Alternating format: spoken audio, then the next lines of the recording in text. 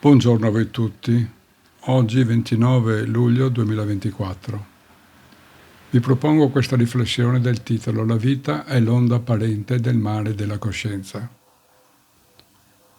Premettiamo subito che sul piano dell'assoluto non vi può essere alcun movimento, ma solo assoluta immobilità eterna. Se vi fosse movimento, vi sarebbe cambiamento e con esso, cioè il cambiamento, si imporrebbe la necessità del tempo. E questo renderebbe l'assoluto non più immobile ed eterno. Ciò diventerebbe un'assurda contraddizione improponibile. Ora leggiamo dalla Genesi questo versetto. In principio Dio creò il cielo e la terra. Ora la terra era informe e deserta, e le tenebre ricoprivano l'abisso, e lo Spirito di Dio aleggiava sulle acque. Anche qui, premesso che non sappiamo se il versetto sia originale o se sia stato ripreso da altre culture più antiche, come per esempio il diluvio universale che già se ne parla nella cultura sumerica, ma diciamolo anche francamente, il suo significato è più simbolico che reale e lascia poca chiarezza interpretativa. Ora, oggi, con una forma di linguaggio e di termini diversi, si userebbe una diversa espressione usata nella Bibbia. Partendo da questa considerazione, ho pensato di traslare i termini usati nella Genesi con termini presi dalla filosofia orientale, più precisamente dal Vedanta, e vediamo se possiamo arrivare a un significato più comprensibile.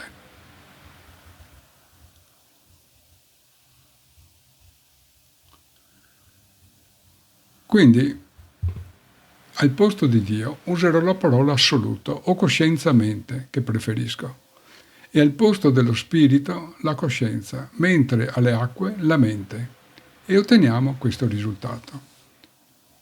In principio la coscienza-mente produce l'io sono, che è il principio dell'essere. Ora l'io sono era ancora privo di vita, cioè la coscienza non aveva ancora infuso la sua conoscenza nella mente. E l'ignoranza era ovunque. Così la coscienza era ancora separata dalla mente cosmica. Effettivamente per me mi sembra più comprensibile pur mantenendo lo stesso significato. Ora facciamo un passo ulteriore e vediamo se il versetto della creazione cosmica, cioè nel macrocosmo, lo possiamo applicare anche al microcosmo, qual è l'uomo. E otteniamo questo. In principio, ovvero il primo vagito, la coscienza-mente promana l'io sono.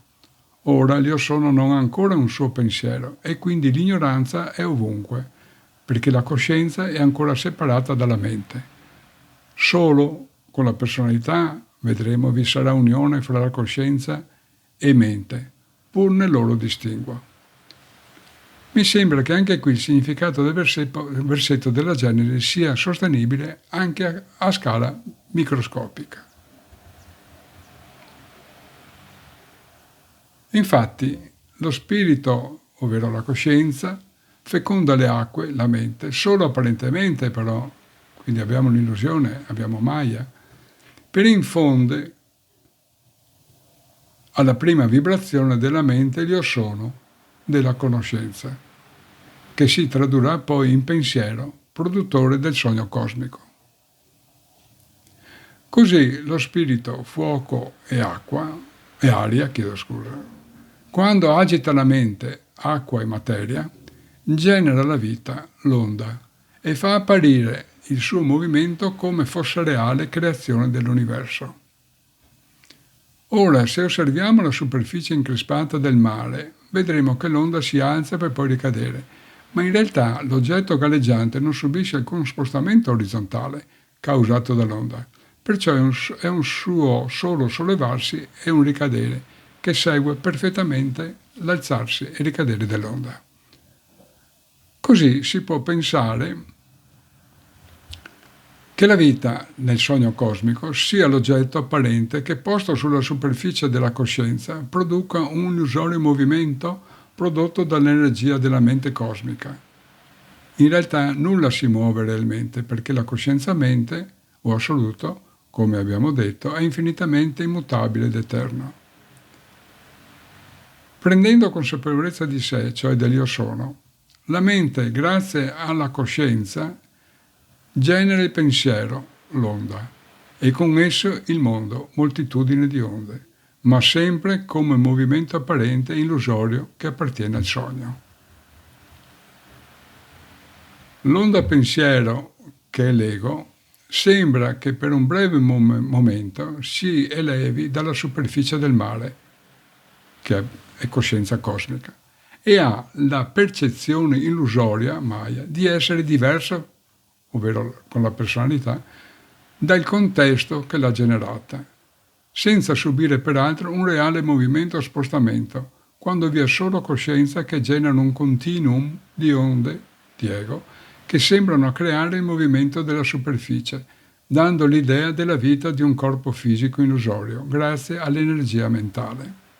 In conclusione, possiamo dire che la vita è parte centrale del sogno cosmico, generato dalla mente cosmica e sostenuto dalla conoscenza della coscienza che, col sollevarsi e ricadere, genera l'apparente onda che è vita nelle sue innumerevoli forme di ego.